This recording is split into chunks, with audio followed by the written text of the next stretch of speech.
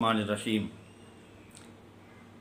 भैंस की क़ुरबानी करना जायज़ है या नहीं, उसके हवाले से चंद चीज़ें ज़हन नशीन फरमा लें।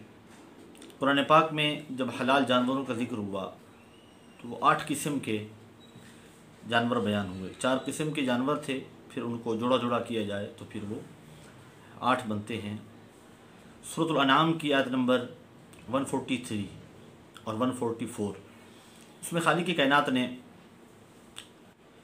8 जोड़ों को बयान फरमाया। समानियत अज़वाज, 8 जोड़े, मिनद्दान इस्नैन व मिनल माज़ इस्नैन, भेड़ और बकरी, इन 2 को बयान किया गया। फिर इनके नर को आप साथ जिक्र कर लें। व मिनल इबिल इस्नैन व मिनल बकर इस्नैन, यह आयत नंबर 144 है सूरह नाम की। ऊँट, ये भी जोड़ा, ऊँट और ऊँटनी। और गाय का जिक्र हुआ तो गाय और बैल। अब जब कुर्बानी का जिक्र हुआ तो अल्लाह रब्बुल इज़्ज़त ने सूरह अल-हज की आयत नंबर 34 में इरशाद फरमा, वलिकुल्लि उम्मतिन जअलना मनसकन लियज़कुरु स्मल्लाहि अला मा रज़क़हुम मिन बहीमतिल अनआम। अब यहाँ पे बहीमतुल अनआम जो है उन्हें जिक्र किया गया, यानी जानवरों में से वो जानवर जो पाले जाते हैं घरों में, जिन्हें पाला जाता है।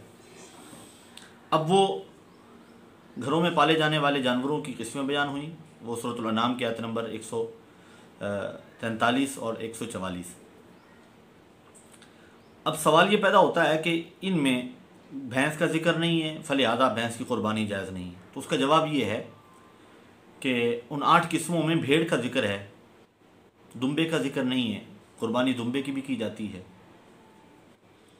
यानी भेड़ से ताल्लुक़ रखने वाली जितनी भी उसकी किस्में हैं उन सब की क़ुरबानी की जाती है। वमिनल इबिल इस्नैन, ऊँट का जिक्र है तो ऊँट के साथ ताल्लुक़ रखने वाली जितनी भी उसकी किस्में हैं, बुख्ती ऊँट है, फ़िक़ह किताबों में ये मिलता है बड़ा वाज़ेह तौर पे कि बुख्ती ऊँट है तो उसकी भी क़ुरबानी की जाती है। अब सवाल ये है कि भैंस की क़ुरबानी के हवाले से कुरान और हदीस से कोई दलील हो। उसका जवाब ये है कि अल-फ़िरदौस बिमासूरिल ख़िताब लिअबी शुजा अद-दलमी, हदीस का नंबर है 2650, रावी हैं हज़रत अली रज़ियल्लाहु ताला अन्हु। आप फरमाते हैं अल-जामूसु तुजज़िउ अन सबअतिन फ़िल उज़हिय्या, गाय के लिए बकरतुन का लफ्ज़ इस्तेमाल हुआ है और भैंस को अरबी में जामूस कहते हैं, जिसकी जमा जवामीस आती है। हज़रत अली शेर खुदा कर्रमल्लाहु वजहुल करीम फरमाते हैं अल-जामूसु तुजज़िउ अन सबअतिन फ़िल उज़हिय्या, भैंस 7 आदमियों की तरफ से क़ुरबानी की जा सकती है। हज़रत हसन बसरी रज़ियल्लाहु ताला अन्हु, जिनकी वफ़ात है 110 हिजरी में और ये ताबिई हैं, आप फरमाते हैं अल-जामूसु बिमंज़िलतिल बकर, भैंस ये गाय के कायम मकाम है। मुसन्निफ़ इब्न अबी शैबा, हदीस नंबर 10,848। हज़रत हसन बसरी ताबिई हैं और फ़न हदीस की रोशनी में जब हम देखते हैं तो ताबिई का कौल भी हदीस होता है। मशहूर मुहद्दिस अल्लामा शरफुद्दीन हुसैन बिन मोहम्मद अत्तीबी, जिनकी वफ़ात है सन 743 में, वो शरहुल मिशकात लित्तीबी में ये बयान फरमाते हैं अल हदीसु अम्मु मिन अन यकूना क़ौलन नबी सल्लल्लाहु अलैहि वसल्लम व सहाबी रज़ियल्लाहु ताला अन्हु व ताबिई रहमहुमुल्लाहु ताला व फ़िअलहुम व तक़रीरहुम, यानी हदीस किसे कहा जाता है तो उसकी तारीफ़ ये बयान फरमा रहे हैं कि नबी अलैहिस्सलातु वस्सलाम, सहाबी रज़ियल्लाहु ताला अन्हु, ताबिई रहमतुल्लाहि ताला अलैह का कौल, फ़ेल और तकरीर ये हदीस है। फलिहाजा हज़रत हसन बसरी का कौल हदीस है और आपका फरमाना, जिसे मुसन्निफ़ इब्न अबी शैबा में नकल किया, 10,848 नंबर हदीस है, अल-जामूसु बिमंज़िलतिल बकर, भैंस गाय के कायम मकाम है। फलिहाजा भैंस की क़ुरबानी करना हदीस रसूलुल्लाह से साबित है। आगे चलकर फिर मैं अर्ज़ करता हूँ कि आखिर ये शक पैदा क्यों हुआ और हदीस में और कुरान में उसका जिक्र क्यों नहीं हमें मिला। इस पर एतराज़ क्यों होता है, उसकी तफसील आगे इंशाअल्लाह आती है। उसके बाद है इजमाय उम्मत, कुरान हदीस इजमाय उम्मत। इजमाय उम्मत में इमाम इब्नुल मुंज़िर रज़ियल्लाहु ताला अन्हु फरमाते हैं, किताब का नाम है किताबुल इजमा, किताबुल ज़कात, सफ़ा नंबर 43। इमाम इब्नुल मुंज़िर फरमाते हैं अजमऊ अला अन्ना हुक्मुल जवामीसी हुक्मुल बकर।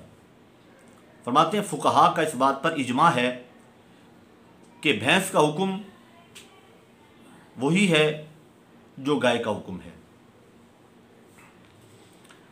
अब तीसरी चीज़ है क़ियास। इमाम सुफियान सौरी रहिमहुल्लाह ताला, जिनकी वफ़ात है सन 161 हिजरी में, आप मुसन्नफ़ अब्दुर रज़्ज़ाक़ में बयान फरमाते हैं, हदीस का नंबर है 6881, तुहसबुल जवामीसु माअल बकर। भैंस को गाय के साथ शुमार किया जाएगा। हज़रत इमाम मालिक बिन अनस रज़ियल्लाहु ताला अन्हु, जिनकी वफ़ात है सन 179 हिजरी 179, मुअत्ता इमाम मालिक में बाब माजा फ़ी सदक़तिल बकर में आप एक मुकाम पर फरमाते हैं अल जवामीसु वल बकर सवाउन, भैंस और गाय ये बराबर हैं। अब कुरान हदीस इजमाय उम्मत और क़ियास, इसके बाद लुगत के एतबार से इस बात को देखते हैं कि उलमाए लुगत, अइम्मा लुगत इस हवाले से क्या फरमाते हैं। उससे पहले एक बात ज़हन नशीन फरमाएं, इमाम अहमद बिन हम्बल से इस हवाले से जब सवाल किया गया कि भैंस की कुर्बानी में 7 हिस्सेदार होंगे, कम होंगे या ज़्यादा होंगे, या भैंस की कुर्बानी की जाएगी या नहीं, तो इमाम अहमद बिन हम्बल, जिनकी विलादत है सन 164 हिजरी में और वफ़ात है 241 हिजरी, इमाम अहमद बिन हम्बल फ़िक़्ह हम्बली के बानी, हाँ फरमाते हैं ला आरिफु खिलाफु हादा, फरमाते हैं मुझे इसमें किसी इख्तिलाफ़ का इल्म नहीं है। इसका मतलब क्या है कि हमने इसमें कोई इख्तिलाफ़ नहीं देखा, उलमा और फुक़हा का इस बात में कोई इख्तिलाफ़ है ही नहीं कि कुर्बानी भैंस की होगी या नहीं होगी। ये मुत्तफ़क़ अलैह बात है कि ये भैंस भी गाय के हुक्म में है, फलिहादा इसकी कुर्बानी भी जायज़ है। रकमुल मसला मसाइल इमाम अहमद व इसहाक़ बरिवायतिल कौसज, रकमुल मसला 2865, इमाम अहमद बिन हम्बल के ये जुमले, ला आरिफु खिलाफु हादा। अब चलते हैं लुगत की तरफ। आइम्मा लुगत क्या फरमाते हैं।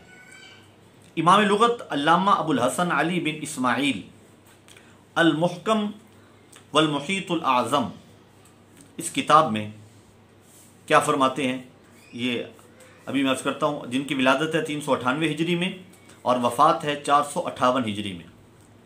एक और इमाम लुगत हैं अबुल फ़ता नासिर बिन अब्दुस सय्यद मोतज़ली, जिनकी वफ़ात है 610 हिजरी में, विलादत है 538 हिजरी में। अल मग़रिब फ़ी तरतीबिल मुअरब, सफ़ा नंबर 89, और बड़ी मशहूर किताब लुगत की जिसे अल मुंजिद कहा जाता है, और लुगत अरब अल मुअजमुल वसीत ताजुल उरूस मिन जवाहिरिल कामूस लि अबिल फैज़ अज़्ज़ुबैदी। इन तमाम आइम्मा लुगत ने, लुगत के माहिरीन उलमा ने यही लफ्ज़ फरमाया अल जामूसु नौउम मिन किबारिल बकर, ये मुंजिद के अल्फाज हैं। अल जामूसु हयवानुन अहलियुन, ये अल मुअजमुल वसीत के अल्फाज हैं कि जामूस यानी भैंस ये गाय की किस्म में से है। अब जब सारे अइम्मा लुगत ये फरमा रहे हैं कि जामूस यानी भैंस ये गाय की किस्म से है, तो इस बात से ये बात साबित हो रही है कि भैंस की कुर्बानी भी उसी तरह जायज़ है जैसे गाय की कुर्बानी जायज़ है। अब आती इस बात की तरफ कि आखिर ये जहनों में बात क्यों आई कि भैंस की कुर्बानी जायज़ नहीं है। इस हवाले से मैं अगर अपनी बात करूं तो शायद कुछ दोस्त माने और कुछ ना माने।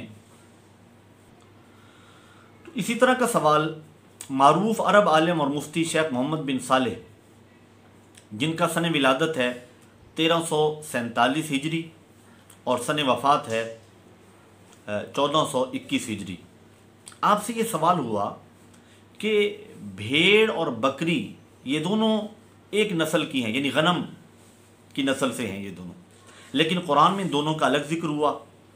लिहाजा अगर भैंस गाय की किस्म से है, इसका जिक्र कुरान में अलग से क्यों नहीं हुआ, जैसे भेड़ और बकरी का अलग अलग जिक्र हुआ?